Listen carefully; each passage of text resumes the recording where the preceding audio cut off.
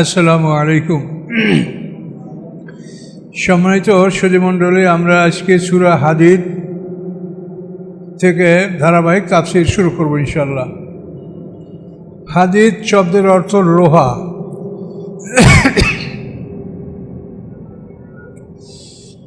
আউযু বিল্লাহি মিনাশ শাইতানির রাজীম। বিসমিল্লাহির রহমানির রহিম। সাব্বাহা লিল্লাহি মা ফিস সামাওয়াতি ওয়াল আরদ।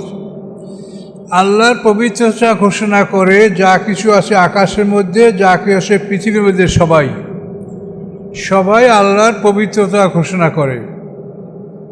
তো এই পবিত্রতা ঘোষণা করার বাণী হলো সুবহানাল্লাহ। তো ইতিপূর্বে দুইটা জাতি যাদের উপরে আল্লাহ আসমানি কিতাব পাঠিয়েছিলেন, নবী পাঠিয়েছিলেন, ইহুদি এবং খ্রিস্টান, এই দুটা জাতি আল্লাহর পবিত্রতার পরিবর্তে এমন কথা বলে যেটা অপবিত্রতা, অর্থাৎ আল্লাহর ছেলে আসে, আল্লাহর মেয়ে আসে। ইহুদিরা বলে উজাইর আসলাম আল্লাহর পুত্র, খ্রিস্টানরা বলে ঈসা আসলাম আল্লাহর পুত্র, মুশরিকরা বলে আল্লাহর কন্যা, ফেরেশতারা হচ্ছে আল্লাহর বানাতুল্লাহ, আল্লাহর কন্যা। তো আল্লাহর কোনো সমকক্ষ নাই, তার কোনো স্ত্রী নাই, তিনি কাউকে জন্ম দেন নাই, কারো থেকে জন্মগ্রহণ করেন নাই, সূরা ইখলাসে যেটা আল্লাহ বলেছেন। তো সেই কথাটা আল্লাহ আমাদেরকে বলছেন যে আকাশ এবং পৃথিবীর মাঝে যা কিছু আছে সবাই আল্লাহর পবিত্রতা জপনা করে, সবাই বলে সুবহানাল্লাহ, আল্লাহ পবিত্র। হুয়াল আজিজুল হাকিম, তিনি পবিত্র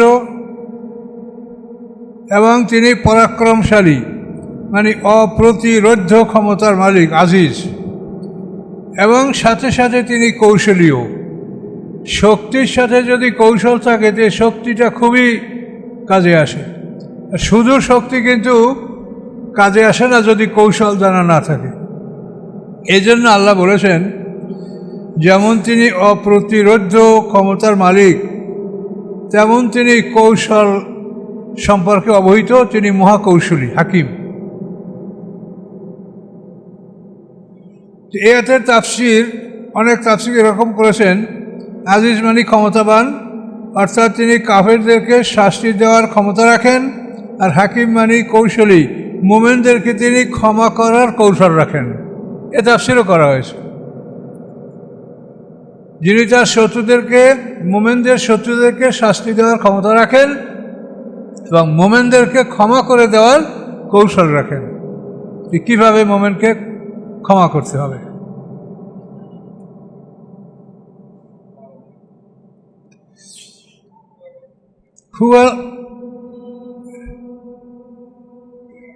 লাহু মুলকুস সামাওয়াতি ওয়াল আরদ, আকাশ পৃথিবীর রাজত্ব, আকাশ পৃথিবীর সার্বভৌমত্ব তার। আকাশেরও মালিক তিনি, পৃথিবীরও মালিক তিনি। ইহয়ী ওয়া ইউমীত, তিনি জীবন দান করেন, তিনি মৃত্যু দান করেন। এই জীবন মৃত্যু তারই দায়িত্বে, তিনি এটা করেন। তবে মৃত্যুর ব্যাপারে, মৃত্যু ঘটানোর জন্য তিনি ফেরেশতা নিয়োগ করেছেন, যাদেরকে মালাকুল মউত বলা হয়। কিন্তু জীবন দান করার ব্যাপারে কোনো ফেরেশতা তিনি ওভাবে সরাসরি নিয়োগ করেন নাই। জীবনের ব্যাপারটা তিনি নিজেই সম্পন্ন করেন, আল্লাহ তার হুকুমেই এই মানুষের ভিতরে প্রাণটা কখন কোনভাবে আসে এটা আল্লাহ নিজেই করেন। এখানে কোনো ফেরেশতার মাধ্যমের কথা আমরা কোথাও পাই না। কিন্তু মৃত্যুর জন্য একটা মাধ্যম আছে, মালাকুল মউত ফেরেশতা, তারা দুই দল, নাজিয়াত এবং নাশেতাত। কাফেরদের জান কবজ করে নাজিয়াত ফেরেশতায়, যারা জোর করে টেনে হেঁচড়ে প্রাণ বের করে, আর নাশেতাত যারা মৃদুভাবে বন্ধন করে দেয়। তো মোমেনদের জান কবজ করে নাশেতাত ফেরেশতা, আর কাফেরদের জান কবজ করে নাজিয়াত ফেরেশতা। দুটো শব্দ বহু বচন, অর্থাৎ মৃত্যুর ফেরেশতা অসংখ্য, প্রত্যেকটা মানুষের জন্যই একজন ফেরেশতা নিয়োজিত, সে তার জান কবজ করে। কুল ইয়াতাওয়াফাকুম মালাকুল মাউতিল্লাযী ওয়াক্কালা বিকুম, হে রাসূল আপনি বলেন তোমাদের মৃত্যু ঘটায় ওই ফেরেশতা যাকে তোমাদের মৃত্যু ঘটানোর জন্য দায়িত্ব দেওয়া হয়েছে। ওয়াক্কালা বিকুম মানে তাকে দায়িত্ব দেওয়া হয়েছে। ওই দায়িত্বশীল ফেরেশতাই প্রত্যেকটা মানুষের জন্য, মৃত্যু ফেরেশতার দায়িত্বশীল, সে সবসময় তার সাথে আছে এবং আল্লাহর হুকুম হলেই এই কাজ সে সম্পন্ন করবে, দায়িত্বশীল ফেরেশতা।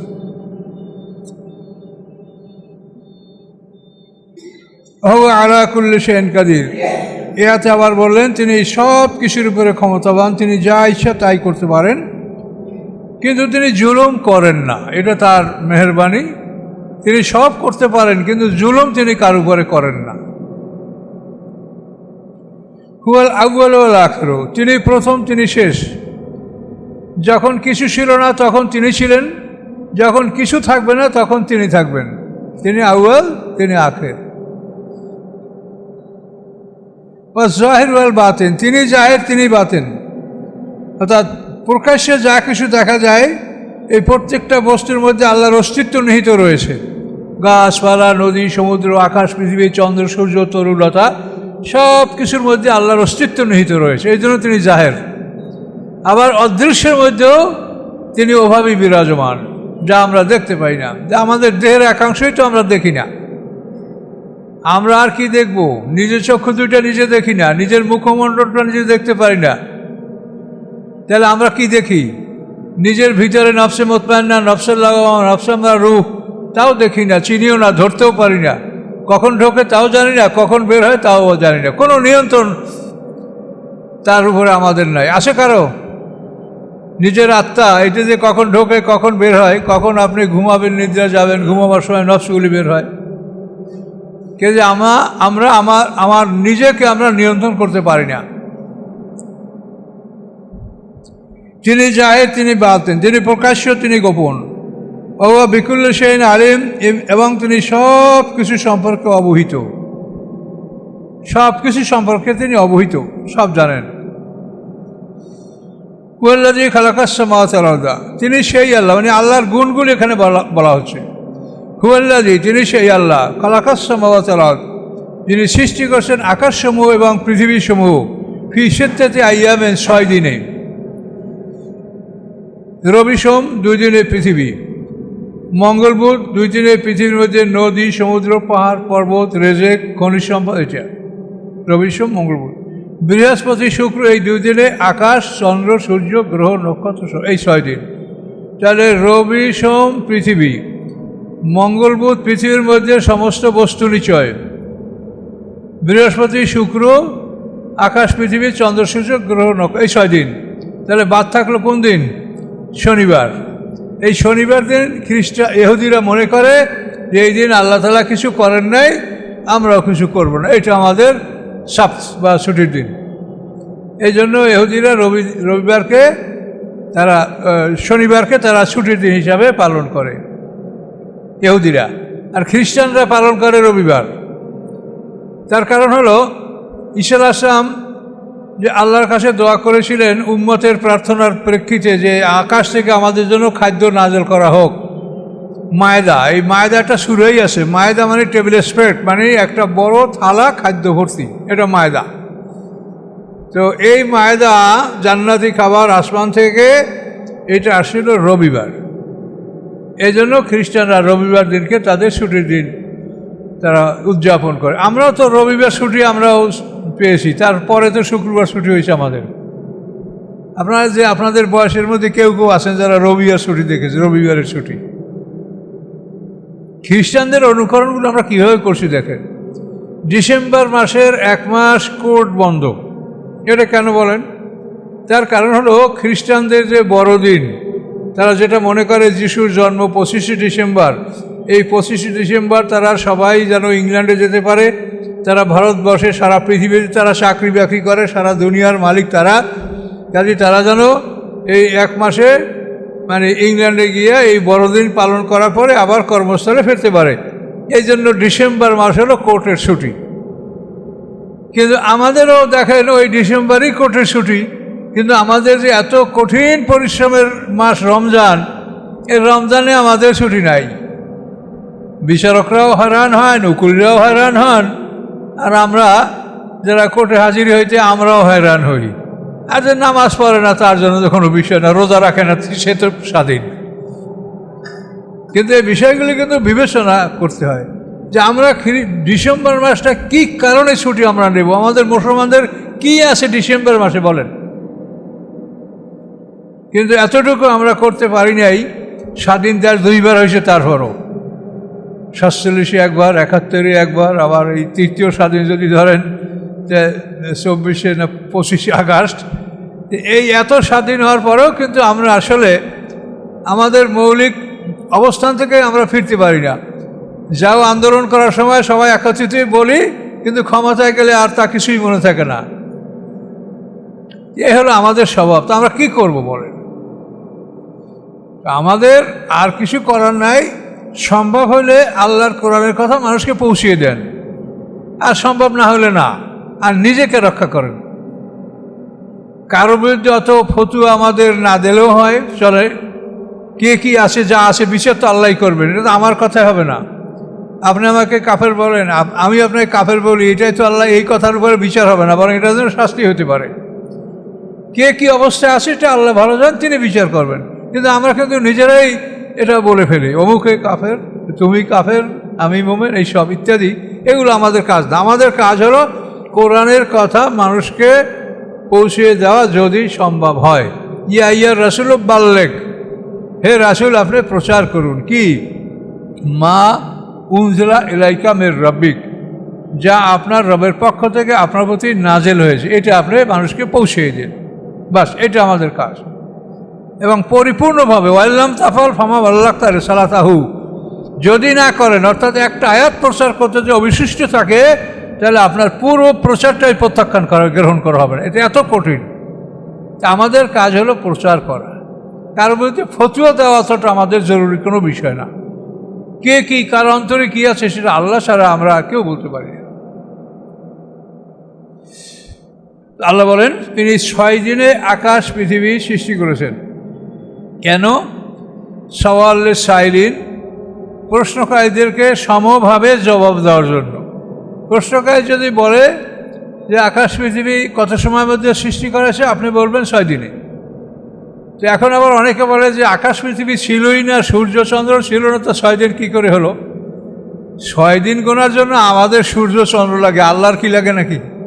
তাহলে আপনি কথা কেন বলেন যে আল্লাহ কি আকাশ পৃথিবী ছিল না, তো 6 দিন কী করে হলো? তা আপনি কি নিজেকে আল্লাহর সমকক্ষ মনে করেন? এগুলো চিন্তা করে কথা বলতে হবে। অনেক তাফসীরকাররা বলে ফেলেন যে চন্দ্র সূর্য ছিল না, তো 6 দিন কী করে পাওয়া গেল? দিন পাওয়ার জন্য আমাদের চন্দ্র সূর্য প্রয়োজন, এটাকে আল্লাহরও প্রয়োজন। কাজে আল্লাহ যেটা বলছেন ওটাই ঠিক। এই ব্যাপারে বাড়াবাড়ি করা আমাদের ভুল হবে।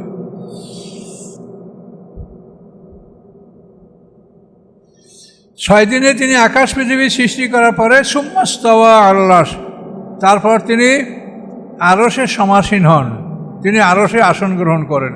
এখন তিনি যেমন, তার সিংহাসন তেমন, তার আসন গ্রহণ তেমন। এটা সম্বন্ধে আমাদের কাছে কোনো ব্যাখ্যা নেই।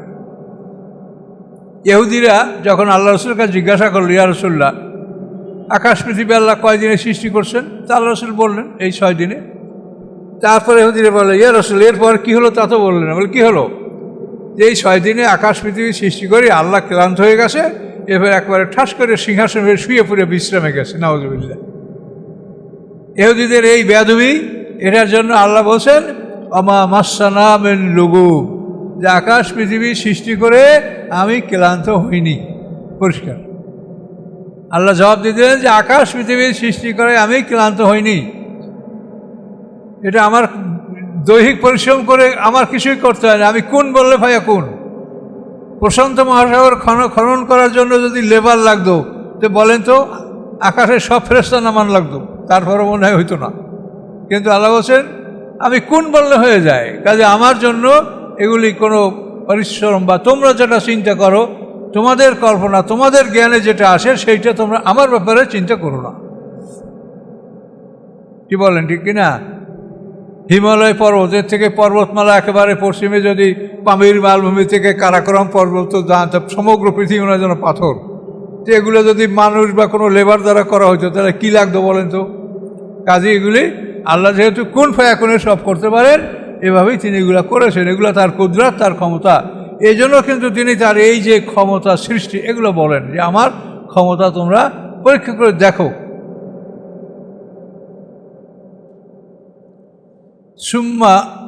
সুম্মাস্তাওয়া আলা আরশ, এরপর তিনি আরশে আসন গ্রহণ করেন। ইয়ালামু মা ইয়ালিজু ফিল আরদি ওয়া মা ইয়াখরুজু মিনহা, তিনি জানেন যা পৃথিবীর মধ্যে প্রবেশ করে এবং যা পৃথিবী থেকে বের হয়।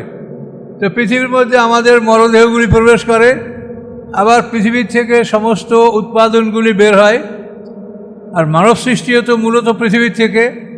কাজে আল্লাহ বলেন পৃথিবীর মধ্যে কী প্রবেশ করে, মানুষ, জীবজন্তু, কোনো পদার্থ, কোনো কিছু, যা কিছু প্রবেশ করে আল্লাহ জানেন। ওয়া মা ইয়াখরুজু মিনহা, এবং পৃথিবীর থেকে যা বের হয়, গাছপালা, উদ্ভিদ, শস্য, খনিজ সম্পদ, আল্লাহ সব জানেন। ওয়া মা ইয়ানজিলু মিনাস সামাই ওয়া মা ইয়ারুজু ফিহা, এবং আকাশ থেকে যা অবতরণ করে আর আকাশে যা আরোহণ করে এগুলিও সব আল্লাহ জানেন। আকাশ থেকে কখন কোন ফেরেশতা নাযিল হয়, আকাশ থেকে কখন কোনো রহমত, বর্ষণ, বৃষ্টি, কোথাও কোনো গজব, কি আকাশ থেকে জমিনে অবতরণ করে এবং কি আকাশে আরোহণ করে, এগুলি আল্লাহ সব জানেন। তার অজান্তে কিছুই হয় না, একটা গাছের পাতা পড়ে না। ওমা তাসকুতু মিন ওয়ারাকাতিন ইল্লা ইয়ালামুহা, একটা গাছের পাতা পড়ে না আল্লাহর জ্ঞানের বাইরে, আল্লাহর অজান্তে এটা গাছের পাতা পড়ে না। এই একটা কথা চিন্তা করলে তো আপনার হুঁশ জ্ঞান হারিয়ে যাবে। আমি একদিন বড় একটা পুকুর পাড়ে বসা, পাশে গাছ, সব গাছপালার, কড়াই গাছ, রেন্ডি গাছ, এগুলোই বেশি রকম। হঠাৎ করে একটা বাতাস আসে জোরে, তখন মনে হয় যে কয়েক লক্ষ পাতা সাথে সাথে পড়লো। তখন আমি চিন্তা করলাম যে এই একটা পুকুর পাড়ে লক্ষ লক্ষ পাতা পড়লো, এই পৃথিবীতে কত গাছ আছে, আমাজন জঙ্গলে কত গাছ আছে, মালয়েশিয়ার জঙ্গলে কত গাছ আছে। আমাদের এই স্বাধীনের বছর আমরা পেপারে দেখেছি মালয়েশিয়ার জঙ্গলে দ্বিতীয় মহাযুদ্ধের সময় একটা লোক জঙ্গলে পালিয়েছে। সেই লোকটা দীর্ঘ 23 কি 24 বছর পরে মালয়েশিয়া জঙ্গল থেকে সে বের হতে পারছে। এই 23-24 বছরের মধ্যে সে কোন দিকে গেলে লোকালয় পাবে, গ্রাম পাবে, জনবসতি পাবে, সে খুঁজে পায় মালয়েশিয়া জঙ্গল। তো মালয়েশিয়া জঙ্গলের চাইতে তো আমাজন জঙ্গল আরও অনেক ভয়ঙ্কর, অনেক বড়। আফ্রিকার জঙ্গলগুলি আরও বড় বড়। এই প্রত্যেকটা জঙ্গলের গাছপালা যা আছে, এই গাছের পাতা আল্লাহর হুকুম ছাড়া পড়ে না, আল্লাহর অজান্তে পড়ে না। এতে হলো গাছের পাতা পড়া তো এক সাইড, পৃথিবীতে আরও কত কাজ হচ্ছে, জীবন মরণ, কত কিছু পৃথিবীতে, সবই তো আল্লাহ ম্যানেজ করেন। তাহলে তিনি কত ক্ষমতার মালিক। কাজে আমাদের তো তার উদ্দেশ্যে সেজদায় পড়ে থাকতে হয় যে আল্লাহ কত ক্ষমতার মালিক, কিন্তু আমরা এগুলো অনুধাবন করি না। কোরআন পড়লে আপনি বুঝবেন যে আল্লাহ কত ক্ষমতার মালিক। ও মাকুম আইনামা কুনতুম, আবার সাথে সাথে তিনি তোমাদের সাথে আছে, তোমরা যেখানেই থাকো। কি আশ্চর্য কথা! তিনি যা বলছেন এই কথায় কোনো সন্দেহ নাই। ও মাকুম আইনামা কুনতুম, তোমরা যেখানে থাকো সেখানে তোমাদের সাথে তিনি আছেন। মায়াকুরুমেন নাজওয়া সালাসাতে নিলেও রাবিহুম, তোমাদের তিনজনের পরামর্শ হয় না, বরং সেখানে চতুর্থ থাকেন আল্লাহ। ওয়ালা খামসাতে নিলেও সাদিসুহুম, তোমাদের 5 জনের পরামর্শের সাথে আল্লাহ আছেন ষষ্ঠ। এর চাইতে কম বেশি এবং যেখানেই হোক আল্লাহ তোমাদের সাথে আছেন। এটা কি আশ্চর্য কথা! এগুলি কি আমরা বুঝি কিছু? শুধু আমাদেরকে মেনে নেওয়া এবং তার সামনে মস্তিষ্ক নত করা, এটি আমাদের কাজ, সারেন্ডার করা। এই মহাশক্তির সামনে আমরা সারেন্ডার করছি, আপনি আমাদের ক্ষমা করেন। আল্লাহ বিমা তা'মালুনা বাসীর, তোমরা যা কিছু করো সব কিছু আল্লাহ তাআলা দেখেন। আল্লাহ দেখেন এবং তিনি সাক্ষী এমনভাবে সেট করেছেন দেহের সাথে, হাত পা চোখ কান সবই সাক্ষী, সর্বশেষ আমরাও সাক্ষী। ওয়াকালু লিজুলুদিহিম লিমা শাহিদতুম আলাইনা, হাসরের ময়দানে যখন চামড়ায় সাক্ষী দিবে তখন মানুষ চামড়াকে বলবে যে হে আমার চামড়া, তুই আমার বিরুদ্ধে কেন সাক্ষী দিচ্ছিস? তখন চামড়া বলবে আনতাকানাল্লাযু আনতাকা কুল্লা শাই, যে আল্লাহ সকল বস্তুকে বাকশক্তি দান করেছেন, সে আল্লাহ আমাকেও বাকশক্তি দান করেছেন, তাই আমি আল্লাহর হুকুমে কথা বলছি। কোন উপায় আছে? তাহলে মানুষের পাহারা কীভাবে চলছে সেটা ভেবে দেখেন। মানুষ লুকায় অন্যায় করার জন্য। কোথায় তুমি লুকাচ্ছ? চামড়া খসাইয়ে লুকাও গায়ের, তাহলে তোমার চামড়ায় দেখতে পাবে না। কোথায় তুমি লুকাও? এই জন্য এগুলি যদি আপনি বোঝেন তাহলে আপনার ঈমান মজবুত হবে। আপনি মনে করবেন যে প্রকাশ্যে গোপনে দৃশ্যে অদৃশ্যে কোনোভাবেই কোনো অন্যায় করা যাবে না, এটা আপনার ইয়াকিন হবে। যদি আপনি কোরআনের এই কথাগুলো মানেন। কি ঠিক কিনা বলেন? কোনো অবস্থাতে অপরাধ করা যাবে না, আল্লাহ তো সবই দেখেন। হাত পায়ে আমার দেখছে, চামড়ায় দেখছে, তা আমি কোথায় যাব? কিভাবে একা অন্যায় করব?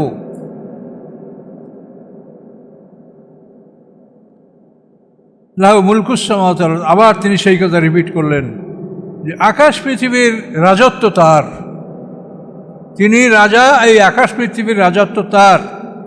ওয়াইলাইহি তুরজাউল উমুর, এবং সমস্ত কর্ম তার কাছেই প্রত্যান্বিত হবে, সমস্ত কর্ম তার কাছেই ফিরিয়ে আনা হবে। সমস্ত কর্মগুলি তিনি দেখবেন, পরীক্ষা নিরীক্ষা করবেন, বিচার করবেন, ফলাফল দান করবেন, প্রতিদান তিনি দান দিবেন। সব তার কাছে সমস্ত কর্মগুলি নিয়ে আসা হবে।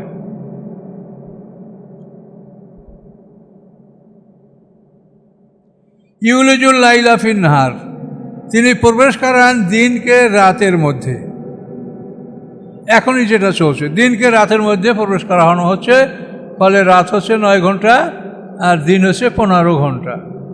আবার যখন উল্টো আসবে, সূর্য যখন ঘুরে দক্ষিণ দিকে আসবে, তখন আবার এর বিপরীত হবে, দিন হবে 15 ঘন্টা, রাত হবে 9 ঘন্টা। ইউলিজুল লাইলা ফিন নাহার, প্রবেশ করান তিনি রাতকে দিনের মধ্যে। ওয়াইউলিজুন নাহারা ফিল লাইল, এবং প্রবেশ করান তিনি দিনকে রাতের মধ্যে। তখন রাত ছোট হয়ে যাবে, দিন বড় হবে। ওহু আলিমুম বিযাতি সুদূর, তিনি তোমাদের অন্তরে কি আছে তিনি এ সম্পর্কে সব কিছু অবগত, সব কিছু জানেন, মানুষের মন অন্তরে কি আছে। এখন এই সব আল্লাহর গুণাগুণ, ক্ষমতা, তার কীর্তি, এগুলো বর্ণনা করার পরে আল্লাহ বলছেন আমিনু বিল্লাহি ওয়া রাসূলিহি, তোমরা আল্লাহর প্রতি বিশ্বাস স্থাপন করো এবং তার রাসূলের প্রতি বিশ্বাস স্থাপন করো। অর্থাৎ রাসূলকে আল্লাহর রাসূল বলে, তিনি আল্লাহর অ্যাপোস্টল, সংবাদবাহক হিসেবে তুমি রাসূলকে মানো, স্বীকৃতি দাও। আর কি করো? ও আনফিকু, ব্যয় করো, মিম্মা জাআলাকুম মুস্তাখলিফিনা ফিহি, উহা হতে আল্লাহ তাআলা যেই সম্পদের তোমাদেরকে খলিফা বানিয়েছেন। তোমরা মালিক না, খলিফা। তোমার দাদার থেকে তোমার পিতা সম্পদ পেয়েছিল, পিতার থেকে তুমি পেয়েছো, তোমার ফলে তোমার সন্তানরা পাবে, এইভাবে খলিফা। একের পিছে এক, খালফ মানে পিছন। এই সম্পদ একের পিছনে এক হাত বদলি হতে থাকবে। কাজেই তোমরা এই সম্পত্তির নিযুক্তক, দায়িত্বশীল, তোমরা মালিক না। সম্পদের তোমরা খলিফা, অর্থাৎ দায়িত্বশীল, নিযুক্তক, এজেন্ট, তোমরা মালিক না। কাজে এই সম্পদ তোমরা কি করো? আল্লাহর পথে ব্যয় করো। আল্লাহর কোনো অভাব নাই, সব সম্পদের মালিক তিনি, কিন্তু তোমরা তার হুকুম মেনে, আমরা যে আল্লাহর হুকুম মেনে এই সম্পদ ব্যয় করি, এজন্য আল্লাহ আমাদেরকে পুরস্কার দান করবে, এটা তার ইচ্ছা, তার দয়া। ফাল্লাযীনা আমানু মিনকুম ওয়া আনফাকু, অতঃপর তোমাদের মধ্যে হতে যারা বিশ্বাস করে, ও আনফাকু, এবং সম্পদ ব্যয় করে, লাহুম আজরুন কাবীর, তাদের জন্য রয়েছে বড় পুরস্কার। কাজে এই সম্পদ আটকে রাখলে তুমি কিছু করতে পারবে না, তুমি শুধু কষ্ট করবা। কিন্তু এই সম্পদ আটকে রাখার কারণে পৃথিবীতে মানুষের কষ্ট হবে, মানুষ অনাহারে থাকবে, এজন্য তুমি বিচারের সম্মুখীন হবে। সম্পদ তোমার না, তোমাকে যেভাবে বলা হয়েছে তুমি সেভাবে করো। তোমার খাওয়া পড়া, মধ্যমভাবে জীবনযাপন করা, তুমি সব কিছু করো, এবং তোমার উপরে যেটা জাকাতের বিধান আছে সেই অনুসারে তুমি সম্পদ ব্যয় করো। এরপরে তুমি জাকাতের পরে এহসান, যারা জাকাতের যোগ্য না তাদের প্রতি তোমাকে এহসান করতে হবে। পিতামাতা, ভাই বোন, ছেলে মেয়ে, ভাই বোন বাদ ভাই বোনকেও জাকাত দেওয়া যায়। পিতামাতা, ছেলে মেয়ে, দাদা দাদি, এইসব যারা মুরব্বী, উপর শ্রেণীর বা নিচের শ্রেণীর, যাদের জাকাত দেওয়া যায় না, তাদের প্রতি এহসান, অথবা সমস্ত আত্মীয় স্বজন, পাড়া প্রতিবেশীর প্রতি এহসান, এটা আল্লাহ করতে বলছেন। জাকাত থেকে অতিরিক্ত এটা, জাকাতটা ফরজ আর এহসানটা হলো সুন্নাত, এর জন্য আপনি আল্লাহর কাছে সওয়াব পাবেন।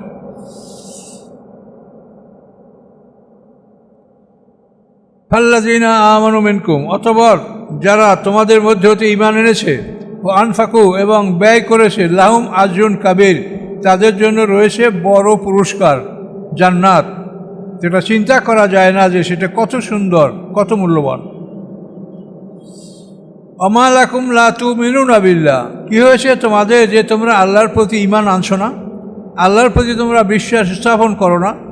আল্লাহর গুণাগুণের মূল্যায়ন তোমরা করো না। কী হয়েছে তোমাদের? আর রাসূল ইয়াদউকুম লিতুমিনু বিরাব্বিকুম, অথচ রাসূল তোমাদেরকে ডাকছে যে তোমরা তোমাদের রবের প্রতি ঈমান আনো। রাসূল তোমাদেরকে ডাকছে, আর রাসূলগণ পৃথিবীতে ওলামায়ে কেরাম তারাও ডাকছে। তো আল্লাহ বলেন কি হয়েছে তোমাদের যে তোমরা আল্লাহর প্রতি ঈমান আনছো না, অথচ রাসূল ইয়াদউকুম লিতুমিনু তোমাদেরকে ডাকছে যাতে লিতুমিনু রাব্বিকুম, যাতে তোমরা তোমাদের রবের প্রতি ঈমান আনো। অকাদ আখাযা মিসাকাকুম, আর তোমাদের থেকে তো আল্লাহ তাআলা নিজে প্রতিশ্রুতি নিয়েছেন যদি তোমরা বিশ্বাসী হয়ে থাকো। আল্লাহ নিজে তোমাদের থেকে প্রতিশ্রুতি গ্রহণ করেছেন। আদমের পিঠ থেকে, আদম সন্তানদেরকে বের করে সবাইকে আল্লাহ একটা প্রশ্ন করছেন, আলাস্তু বিরাব্বিকুম, এইটা হলো প্রতিশ্রুতি। এই প্রতিশ্রুতি স্বয়ং আল্লাহ নিয়েছেন, আর পরে রাসূল পাঠিয়ে আমাদেরকে আবার দাওয়াত দিচ্ছেন। সেই কথা আল্লাহ স্মরণ করে দিচ্ছেন,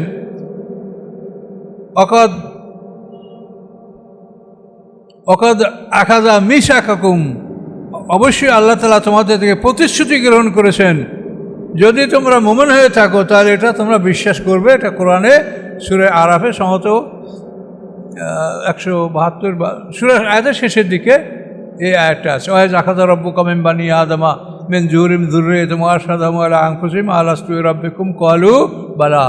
এটা সূরা আরাফের শেষ দিকে এই আয়াত আছে। এটা আল্লাহ বলছেন যে তোমাদের থেকে তো আল্লাহ প্রতিশ্রুতি নিয়েছেন, এখন যদি আল্লাহকে অস্বীকার করতে প্রতিশ্রুতি ভঙ্গ করা হবে। আর প্রতিশ্রুতি ভঙ্গ মুনাফিকের আলামত। মানুষরা এটাকে কিছুই মনে করে না, এটা মনে করে রাজনীতি, আমি আপনাকে ঠকাইতে পারলেই হলো। কিন্তু ওয়াদা ভঙ্গ করা মুনাফিকের আলামত। আর মুনাফিকের ঠিকানা কাফেরদের চাইতে নিকৃষ্ট। ইন্নাল মুনাফিকিনা ফি দারকিল আসফালি মিনান নার, জাহান্নামের সবচাইতে নিম্ন দেশে অবস্থান করবে মুনাফিক, কাফেরের চাইতেও খারাপ। কারা মুনাফিক? যারা মিথ্যা কথা বলে, ওয়াদা খেলাপ করে, আমানতের খেয়ানত করে, তর্কে বিতর্কে খারাপ ভাষা ব্যবহার করে। 4টা, ইজা হাদ্দাসা কাযাবা, কথা বললে মিথ্যা বলে। ওয়াইজা ওয়াদা গাদারা, ওয়াদা করলে ওয়াদা খেলাপ করে। ওয়াইজা উতুমিনা খানা, আমানত রাখলে আমানতের খেয়ানত। এই যে রাষ্ট্রীয় সম্পদ আপনাদের সবার জনগণের সম্পদ, এটা কিভাবে ব্যয় করা হচ্ছে, এগুলো খেয়ানত, এগুলি সব খেয়ানত। তাহলে মিথ্যা কথা বলা, ওয়াদা খেলাপ করা, আমাদের খেয়ানত করা, আর কথাবার্তা তর্কের সময় খারাপ ভাষা ব্যবহার করা, অশ্লীল ভাষা ব্যবহার করা, এটা মুনাফিকের আলামত। অকাদা আখাযা মিসাকাকুম কুনতুম মুমিনিন, তোমাদের মুমিন হয়ে থাকো তাহলে জেনে রাখো, কোরআন পড়ে দেখো যে তোমাদের থেকে আল্লাহ প্রতিশ্রুতি নিয়েছে যে আমি কি তোমাদের রব নই? আমরা বলছি হ্যাঁ আপনি আমাদের রব। এই প্রতিশ্রুতি ভঙ্গ করছো তুমি পৃথিবীতে এসে। হুয়াল্লাযী ইউনাজ্জিলু আলা আবদি আয়াতিন বাইয়িনাত, হুয়াল্লাযী, তিনি সেই আল্লাহ, ইউনাজ্জিলু আলা আবদিহি, যিনি নাজেল করেছেন তার বান্দার উপর। এই বান্দাকে মুহাম্মদুর রাসূলুল্লাহ সাল্লাল্লাহু আলাইহি ওয়াসাল্লাম কি নাজেল করেছেন? আয়াতিন বাইয়িনাত, উজ্জ্বল প্রমাণসহ, উজ্জ্বল প্রমাণসমূহ আয়াতগুলো তিনি নাজেল করেছেন। কেন করেছেন? লিয়ুখরিজাকুম মিনা যুলুমাতি ইলা নূর, যাতে তিনি তোমাদেরকে অন্ধকার থেকে আলোর দিকে নিয়ে আসতে পারেন। আমরা অন্ধকারের মধ্যে আছি, আলো হচ্ছে কোরআন। এই কোরআনের কাছে আসলে আমরা আলোকিত হব, সব ভালো মন্দ আমরা দেখতে পারবো, বুঝতে পারবো। যতক্ষণ কোরআনের কাছে না আসবো ততক্ষণ এই জ্ঞানের কোনো মূল্যই নেই। কোরআনের জ্ঞান যাদের নাই তাদেরকে আল্লাহ তাআলা উম্মি বলছেন, উম্মি, কিছু জানে না। আপনি যতই ডিগ্রিধারী হন, কোরআনের জ্ঞান অর্জন না করা পর্যন্ত আপনি উম্মি, কিছু জানেন না। লিয়ুখরিজাকুম মিনা যুলুমাতি ইলা নূর, এবং এই যে জুলুমাত, এটা সকল মানুষের মধ্যে আছে। আপনারা যারা আলেম, তারপর যারা আলেম না, সবার মধ্যেই অন্ধকার আছে। আল্লাহ ওয়ালিয়ুল্লাযীনা আমানু ইউখরিজুহুম মিনা যুলুমাতি ইলা নূর, আল্লাহ মোমেনদের অভিভাবক, তিনি তাদেরকে অন্ধকার থেকে আলোর দিকে বের করেন। তো মোমেন মানেই আপনি আলোকিত না তো। লিয়ুখরিজাল্লাযীনা আমানু ওয়া আমিলুস সালাতি মিনা যুলুমাতি ইলা নূর, যাদের ঈমান আছে, আমলে সালেহ আছে, তাদেরকে অন্ধকার থেকে আল্লাহ তাআলা অন্ধকার থেকে আলোর দিকে বের করে নিয়ে আসেন। তাহলে ঈমান আছে, আমলে সালেহ আছে, তারপরও তার মধ্যে অন্ধকার আছে, আমার মধ্যেও আছে, আপনার মধ্যেও আছে। কিন্তু এই অন্ধকার আছে এটা অস্বীকার করা, এটা একটা অহংকার, এবং এটার জন্য শাস্তি হবে। অন্ধকার আছে, খুঁজতেই পাবেন যে এই ভুল আমার মধ্যে আছে। ওয়ান্নাল্লাহ বিকুম রাউফুর রহিম, এবং আল্লাহ তাআলা তোমাদের প্রতি অতি দয়ালু, অতি দয়াশীল। রউফ মানে অধিক পরিমাণে দয়ালু, আর রহিম মানে দয়ালু। তিনি দয়ালু, অধিক পরিমাণ দয়ালু। আল্লাহ বলেন, ওমা লাকুম লা তুনফিকু ফি সাবিলিল্লাহ, তোমাদের কি হয়েছে যে তোমরা আল্লাহর পথে সম্পদ ব্যয় করো না? অর্থাৎ আল্লাহর পথে সম্পদ ব্যয় করে তোমরা ঘোড়া কিনবে, উট কিনবে, অস্ত্র কিনবে, ঢাল কিনবে, লৌহবর্ম কিনবে, এগুলি কিনে তোমরা যুদ্ধে যাবে। যখন কোরআন নাযিল হচ্ছে তখন পৃথিবীর পরিবেশ সেরকমই ছিল, এভাবেই যুদ্ধ করা হতো।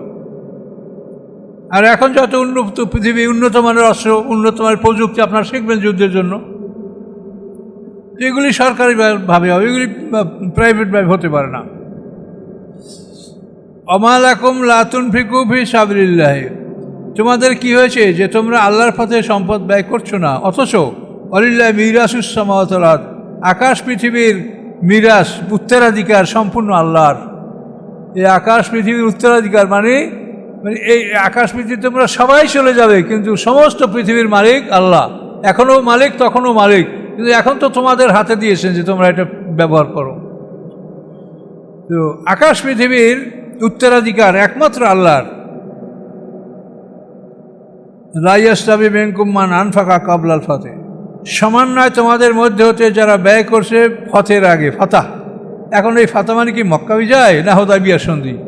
এখন সাহাবীরা বলেন যে ফাতাহ মানে হুদায়বিয়ার সন্ধি, যেহেতু এই হুদায়বিয়ার সন্ধির উপরেই আল্লাহ তাআলা সূরা ফাতাহ নাযিল করেছেন, ইন্না ফাতাহনা লাকা ফাতহাম মুবিনা। এটা হুদায়বিয়া সন্ধি থেকে সাহাবায়ে-কেরাম মনক্ষুণ্ণ অবস্থায় যখন মদিনার দিকে যাচ্ছিলেন, তখন গাদিরুল আশতাদ অথবা কুররাউল গামিম, এই জায়গা দুটোর একটা হবে, এখানে বসে এই সূরা ফাতাহ নাজেল হয়। গাদির আশতাদ সম্ভবত এই জায়গাটার নাম, যেখানে এই সূরা ফাতাহ নাজেল হয়েছে। তো এই ফাতাহ নাজেল হয়েছে হুদায়বিয়া সন্ধির ব্যাপারে। এই জন্য সাহাবায়ে-কেরামরা, সিনিয়ররা বলেন যে ফাতাহ মানে হুদায়বিয়া, এই হুদায়বিয়ার জয় মানে ইসলামের বিজয়। হুদায়বিয়া সন্ধি করার পরে মাত্র 2 বছর পরে আল্লাহ রাসূল মক্কা বিজয় করেন। হুদায়বিয়া সন্ধি পর্যন্ত মুসলমানদের সংখ্যা ছিল 3000-এর অধিক নয়, যারা যুদ্ধে অংশগ্রহণ করতে পারত। কিন্তু হুদায়বিয়া সন্ধির 2 বছর পরে মক্কা বিজয়, আল্লাহ রাসূল 10,000 সৈন্য নিয়ে মক্কা আক্রমণ করলেন। তাহলে 3000 থেকে 10,000 কয় গুণ? 3 9 গুণ, তারপরও আরও 1000। তাহলে এই বিজয়টা, এই ইসলামের যে ঝাঁকে ঝাঁকে মানুষ ইসলামে প্রবেশ করা, এটার মূল উদ্দেশ্য, মূল কারণ ছিল হুদায়বিয়া সন্ধি। এই জন্য হুদায়বিয়া সন্ধিটাই বিজয়। তো ক্বাবলাল ফাতহ, এই জন্য বললাম বিজয়ের পূর্ব পর্যন্ত। আর কেউ কেউ বলছেন না, বিজয় তো মক্কা বিজয়। তো সাহাবায়ে-কেরামদের 3টা ভাগ। হুদায়বিয়া সন্ধি পর্যন্ত যারা, তারা 1 নম্বর। হুদায়বিয়া সন্ধির পরে মক্কা বিজয় পর্যন্ত যারা, তারা 2 নম্বর। মক্কা বিজয়ের পরে যারা ইসলাম গ্রহণ করছে তারা কিয়ামত পর্যন্ত 3 নম্বর। এই 3টা ভাগ কোরআনে এটা করা। এখানেই দেখেন, মান আনফাকা ক্বাবলাল ফাতহ ওয়া কাতাল, যারা ফতেহ হুদায়বিয়ার আগে ব্যয় করেছে এবং লড়াই করেছে, উলাইকা আযমু দারাজাতাম মিনাল্লাযিনা আনফাকু মিন বা'দু, এদের দরজা অতি উচ্চে, অতি বড় তাদের তুলনায় আনফাকু মিন বা'দু, যারা হুদায়বিয়া সন্ধির পরে সম্পদ ব্যয় করেছে, ও কাতাল, এবং লড়াই করেছে। তাহলে হুদায়বিয়া সন্ধির পরে যারা ব্যয় করেছে এবং লড়াই করেছে, তাদের তুলনায় আগে যারা ব্যয় করেছে তাদের দরজা অধিক বড়, অতি বড়। এটা আল্লাহ কোরআনে ঘোষণা করেছে। তারপর আল্লাহ বলছেন, ওয়াকুল্লাম ওয়াদাল্লাহুল হুসনা, যারা এই হুদায়বিয়া সন্ধির আগে ব্যয় করেছে আর যারা পরে ব্যয় করেছে, উভয়ের জন্য আল্লাহ কল্যাণের কথা ঘোষণা করেছেন। উভয় কল্যাণ পাবে। পরে যারা ব্যয় করছে, পরে যারা যুদ্ধ করছে, তারা যে কল্যাণ পাবে না তা না, কিন্তু আগে যারা ব্যয় করছে তাদের দরজা হবে অনেক উঁচু, অনেক বুলন্দ মর্তবা তারা লাভ করবে। ওয়াকুল্লাম ওয়াদাল্লাহুল হুসনা, আল্লাহ তাআলা সবাইকেই কল্যাণের প্রতিশ্রুতি দিয়েছেন। আল্লাহ বিমা তা'মালুনা খাবীর, আল্লাহ তাআলা তোমাদের আমল সম্পর্কে খবর রাখেন। এই জন্য মক্কা বিজয়ের পরে যারা ইসলাম গ্রহণ করছে তাদেরকে আবার তোলাকা, মানে তাদেরকে ক্ষমা করে দেওয়া হয়েছে। মক্কা বেজার পরে আরবের সব নেতারা কাগরের সামনে মাথা নত করে বসেছিল যে মুহাম্মদ সাল্লাল্লাহু আলাইহি ওয়াসাল্লাম আমাদের ব্যাপারে কী ফয়সালা দেয়। তিনি যদি আমাদের কতলের অর্ডার দেন তাহলে আমরা পালাবো কোথায়? এ তো কতল আমাদের হবে, আর যদি তিনি ক্ষমা করেন তাহলে আমরা ক্ষমা পাবো। তো মুহাম্মদ সাল্লাল্লাহু আলাইহি ওয়াসাল্লাম তাদেরকে ক্ষমাই করে দিয়েছিলেন। মক্কা বিজয়ের পরে তিনি যেটা একটা বিদায় মক্কার উদ্দেশ্যে রওনা করার পূর্বে মদিনাতেই আল্লাহ রসুল এখানে মানে মক্কা বিজয়ের উদ্দেশ্যে রওনা করার জন্য আল্লাহ রসুল মদিনাতেই সূরা ইউসুফ তেলাওয়াত করেছিলেন। যে সূরা ইউসুফ হলো ক্ষমার নিদর্শন, অত্যাচার এবং ক্ষমা। তো এই সূরা পাঠ করার পরে সাহাবায়ে কেরামরা সব কাঁদলেন, ইয়া রাসূলুল্লাহ আপনি এই সূরাটা আমাদের সামনে এখন কেন তেলাওয়াত করলেন? উদ্দেশ্য ইউসুফ আলাইহিস সালাম যেরকম তার ভাইদেরকে মাফ করে দিয়েছে, তো মক্কা আমরা তো ইনশাল্লাহ জয়যুক্ত হব, তো আমরা যেন মক্কাবাসীদের বিরুদ্ধে তলোয়ার না চালাই, তাদেরকে যেন আমরা ক্ষমা করে দেই, এইটি আপনি আমাদেরকে বুঝাতে চাচ্ছেন। তার জন্য আজকে আপনি আমাদের সামনে সূরা ইউসুফ তেলাওয়াত করলেন। তাহলে আমরা এখন আপনার কথাই মেনে নিলাম, আপনি যা বলেন। তখন আল্লাহ রাসূল বলেন যে তোমরা একটা তালিকা করো, 8 জন পুরুষ 4 জন মহিলা, এই একটা তালিকা করা হয়েছিল যে এরা যে অপরাধ করেছে তারা ক্ষমার যোগ্য নয় এবং তাদেরকে বিচারের মুখোমুখি হতে হবে। এই 8 জন পুরুষ 4 জন মহিলার তালিকা করা হয়েছিল, বাকি সবাইকে ক্ষমা করা হবে। সেই 8 জন পুরুষের মধ্যেও 4 জনকে হত্যা করা হয়েছে, আর মহিলাদের মধ্যে খাতালের 2টা দাসীকে হত্যা করা হয়েছিল। এই 6টা মানে 12 জনের মধ্যে আরও ওই 6 জন তারাও মুক্তি পেয়েছিল।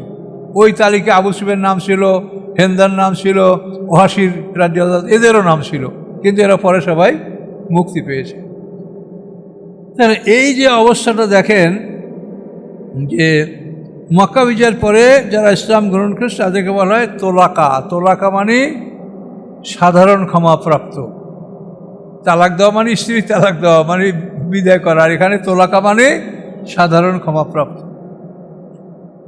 এই সাধারণ ক্ষমাপ্রাপ্ত যারা, তাদের মধ্য থেকে অনেকটা ফাসাদ মানে আল্লাহ রসুল ইন্তেকালের পরে তারা অনেক গণ্ডগোল করেছে, তারা অনেকে মোরতাদ হয়েছে। যারা আবু বকর সিদ্দিক তাদেরকে এই মোরতাদের বিরুদ্ধে যুদ্ধের জন্য হযরত আলা হাজরামিকে সেনাপতি দিয়ে পাঠিয়েছিলেন। আল্লাহ রসুল ইন্তেকাল করার পরে এই যে নবমুসলিম যারা, তারা মনে করছিল যে মুহাম্মদ সাল্লাল্লাহু আলাইহি ওয়াসাল্লাম একটা নূতন ধর্ম নিয়ে আমাদের কাছে আসে, তো এটা সে মারা গেছে, তার ছেলে নাই, কাজে এটা কে দেখবে, এটা তো এমনি নষ্ট হয়ে যাবে, কাজে আমরা আমাদের বাপদাদা ধর্মে চলে যাই, এই চিন্তা ছিল তাদের মনে। কিন্তু আবু বকর সিদ্দিক যখন কঠোর হস্তে এটা দমন করতে লাগলেন, তখন তারা আর এভাবে অগ্রসর হলো না। এবং কিছু মুরতাদ এমন ছিল যাদের বিরুদ্ধে যুদ্ধ করা হয়েছিল, যেমন এর সেনাপতি ছিল আলা হাজরামি রাদিয়াল্লাহু তাআলা। জাকাত দিতে যারা অস্বীকার করেছে তাদের বিরুদ্ধে আবু বকর নিজে যুদ্ধ করেছেন। আর ভণ্ড নবী দাবিদার যারা, তাদের বিরুদ্ধে কয়েকজন সেনাপতি, খালেদ বিন ওলীদ, তারপরে ইকরামা, আবু মুসান্না, এরকম বেশ কয়েকজন সেনাপতি একত্রিত হয়ে ভণ্ড নবীদের বিরুদ্ধে যুদ্ধ করা হয়েছে। ওসামার যুদ্ধটা ওসামা ইবনে যায়েদ সেনাপতি তিনি করেছেন। এইভাবে আবু বকর সিদ্দিক রাদিয়াল্লাহু তাআলা আনহু খেলাফতের দায়িত্ব গ্রহণ পরপরই তিনি চতুর্দিকে যুদ্ধগুলি তিনি চালিয়ে দিয়েছিলেন। এই জন্য আবু বকর সিদ্দিক রাদিয়াল্লাহু তাআলা আনহুকে ইসলামের ত্রাণকর্তা বলা ইতিহাসে। তো যাই হোক, আল্লাহ তাআলা বলছেন যে ফতের আগে যারা ব্যয় করছে আর যারা পরে ব্যয় করছে তারা যদি আল্লাহর পথে থাকে, এখনও যদি কেউ ইসলাম গ্রহণ করে আল্লাহর পথে থাকে, সে কল্যাণ, এই যে কল্যাণ সে পাবে। তো এ পর্যন্ত থাক, একরকম শেষ হলো আমাদের সূরা, বড় সূরা হাদীদ।